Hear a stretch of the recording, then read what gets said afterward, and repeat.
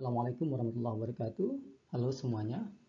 Kali ini saya akan berbagi mengenai cara mendapatkan beasiswa ke luar negeri. Ada banyak orang yang bertanya dengan saya, bagaimana caranya saya bisa mendapatkan beberapa beasiswa ke luar negeri. Apakah mudah atau sulit? Dan jika mudah, apa saja kemudahannya? Dan jika sulit, apa saja tantangannya? Baiklah, saya ingin berbagi sedikit tentang beasiswa yang pernah saya dapatkan. Di sini ada beberapa foto yang saya masukkan. Foto yang pertama adalah ketika saya belajar di Arizona State University di Amerika Serikat pada tahun 2011. Saat itu saya mendapatkan beasiswa IELSP. Jadi beasiswa ini diberikan kepada mahasiswa Indonesia dengan syarat minimal semester 5. Jadi saya berangkat ke Amerika pada waktu itu dengan status masih mahasiswa S1. Kemudian di gambar selanjutnya ini diambil di Australia pada tahun 2013 ketika saya mengikuti pertukaran pemuda antar negara yang dinamakan AYEP atau Australia Indonesia Youth Exchange Program. Program AYEP ini merupakan kerjasama antara pemerintah Indonesia dan Australia yang mana diadakan setiap tahun. Di Indonesia dikelola oleh Kementerian Pemuda dan Olahraga. Tahun 2013 saya mengikuti kontes blog. Ini sebenarnya bukan beasiswa tapi seperti perjalanan ke luar negeri yang dibiayai oleh pemerintah Malaysia. Pada saat itu ada kontes blog yang diadakan oleh pemerintah negeri Selangor, ya, atau Selangor Government melalui Selangor Tourism, ya. Jadi ada dinas pariwisata di Malaysia di negeri Selangor yang mengurus ini. Kontes ini diadakan online. Saya dan beberapa orang atau setiap peserta yang ingin dipilih harus menulis di blog tentang Malaysia, tentang pariwisata di Malaysia, dan saya terpilih. Saya berangkat ke sana dan bergabung dengan 17 peserta lainnya dari Malaysia dan Indonesia. Pada tahun 2015, foto yang banyak itu, ya, saya kuliah S2 di Inggris, tepatnya di The University of Manchester, melalui beasiswa LPDP. Kemudian saya di gambar selanjutnya sebenarnya diambil di Inggris, tapi ini hanya bertujuan untuk visualisasi. Akan kuliah di Australian National University di Australia melalui LPDP juga untuk program S3. Nah, sebenarnya ada program-program lain yang pernah saya dapatkan yang tidak ada di gambar ini. Misalnya tahun 2019 saya terpilih untuk program studi singkat penelitian di luar negeri, namun karena corona ditunda ke tahun depan. Atau ada program dalam negeri yang saya ikuti, misalnya Kapal Pemuda Nusantara, di mana saya berlayar keliling Indonesia gitu.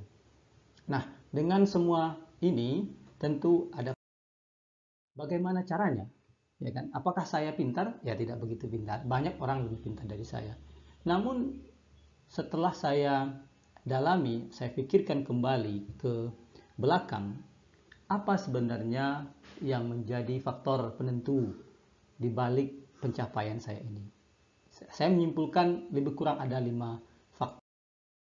Pertama adalah jika teman-teman sekalian ingin meraih apa yang saya raih atau ingin kuliah ke luar negeri, yang harus dilakukan pertama kali adalah impikan, ya, impikan tujuan hidup itu. Jika ingin kuliah di Oxford, jadikan itu mimpi. Ingin kuliah di Manchester, jadikan itu mimpi gitu. Visualisasikan mimpi itu, artinya gambarkan mimpi itu di dalam kehidupan, di dalam imajinasi kita, dalam jejak langkah, dalam apapun yang kita lakukan. Ketika kita terbayang kepada sesuatu, yang terbayang adalah Oxford misalnya. Ketika sebelum tidur, yang kita pikirkan adalah kampus tujuan. Itu yang saya maksud dengan visualisasikan. Kemudian internalisasikan, jadikan ini sesuatu yang melekat di dalam hidup, di dalam diri, kemudian diterjemahkan ke dalam setiap tingkah laku atau perbuatan, ya. Ini dia menjadi faktor internal, bukan lagi sesuatu yang di luar diri tapi di dalam diri. Nah, ini yang saya maksud dengan internalisasikan. Jadi impikan itu, visualisasikan, jadikan dia hidup, kemudian dia internalisasikan, jadikan dia mengalir di dalam darah. Nah, mimpi kuliah ke luar negeri ini bukanlah mimpi yang biasa. Ya, saya menganggapnya mimpi yang luar biasa. Karena apa? Karena tidak semua orang berani bermimpi untuk kuliah ke luar negeri.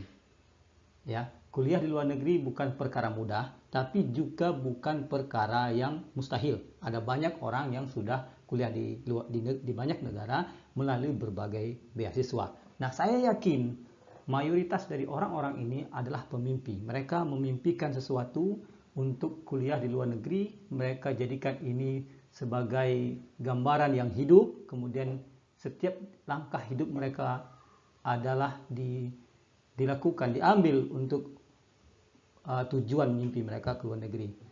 Misalnya kita bisa membaca cerita Ahmad Fuadi di novelnya Negeri Lima Menara, atau motivasi dan inspirasi lainnya yang bisa kita dapatkan di tulisan-tulisan di internet atau di video-video di YouTube. Ya. Itu tadi, impikan, visualisasikan, dan internalisasi. Kemudian yang kedua yang tidak kalah penting adalah usahakan, dan usahakan. Jadi kalau kita berani bermimpi, kita harus juga siap untuk berusaha. Tentu usaha yang harus kita lakukan bukan usaha yang kecil, tetapi usaha yang besar. Ada banyak hal yang harus dipersiapkan, tergantung kelemahan dan kualitas diri kita pada saat memimpikan kuliah ke luar negeri. Misalnya, kita lemah di bahasa Inggris. Tentu kita harus berusaha dengan keras agar bahasa Inggris kita cukup atau lebih daripada cukup untuk diterima di kampus di luar negeri. Kemudian, usaha ini haruslah dimulai dari hal yang terkecil, ya kan?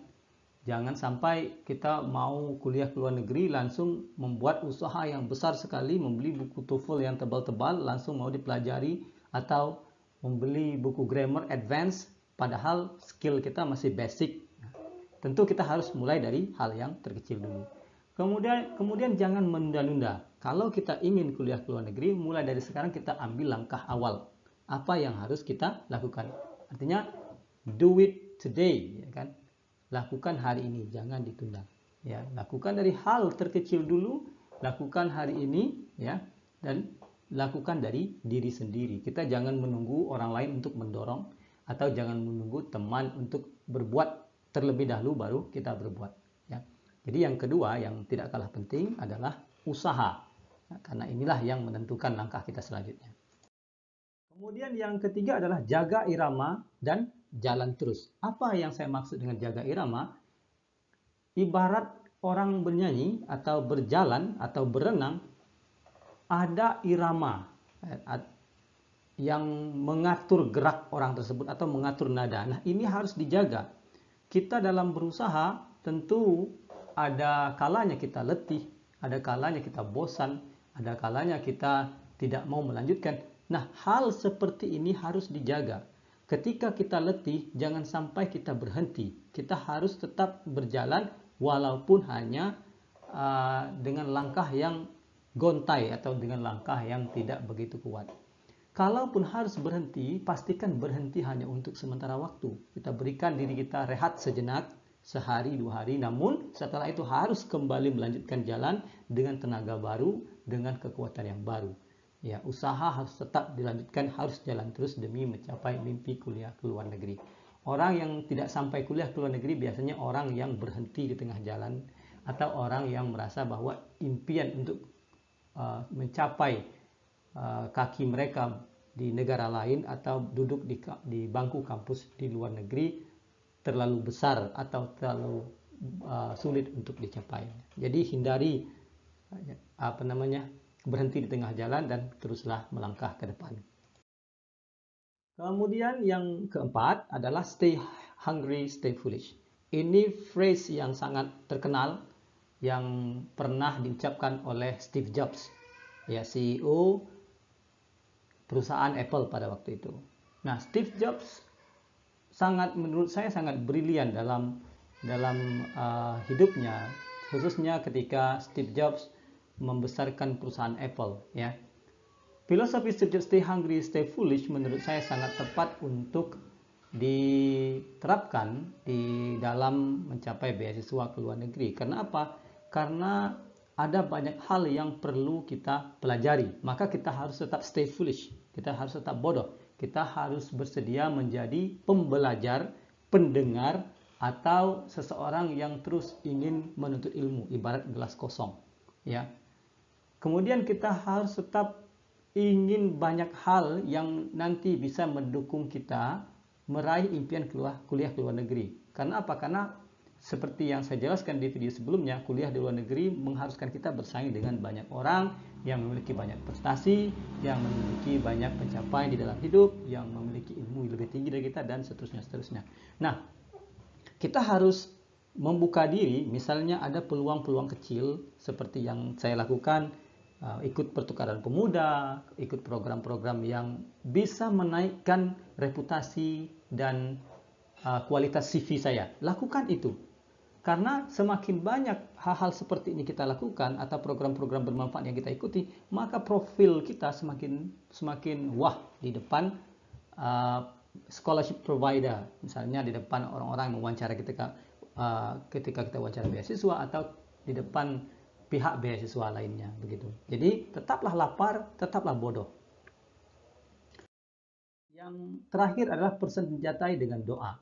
Kita sebagai orang Indonesia yang yang memiliki Tuhan, ya, harus tetap menjaga doa. Kita tahu bahwa banyak hal di dalam hidup kadang di luar kendali kita, ya. Banyak hal yang kita inginkan toh ternyata tidak tercapai. Kita ingin mimpi ke luar negeri, ternyata tidak sampai-sampai. Nah, disinilah peran besar doa menurut saya. Kita mohon kepada Tuhan untuk meluruskan jalan, menjaga semangat kita, kemudian mengantarkan kita ke impian yang kita impikan, begitu. Nah, tanpa doa menurut saya hal seperti ini akan sangat berat dilakukan. Sebab apa? Sebab bisa saja kita gagal dalam percobaan pertama, percobaan kedua. Ketika gagal, kita tidak tahu harus bagaimana, kita tidak tahu harus kemana, mengadu kepada siapa. Nah, dengan doa kita bisa bersimpuh di hadapan Tuhan, mengangkatkan jari, mengakui bahwa kita lemah, kita bodoh, kita banyak kekurangan, dan meminta kekuatan daripada Tuhan sehingga kita bisa melanjutkan langkah untuk mencapai impian yang kita inginkan, gitu. Kira itu saja yang bisa saya sampaikan untuk video kali ini. Nanti akan saya share lagi video-video lainnya yang berkaitan dengan beasiswa. Terima kasih. Jangan lupa subscribe. Assalamualaikum warahmatullahi wabarakatuh.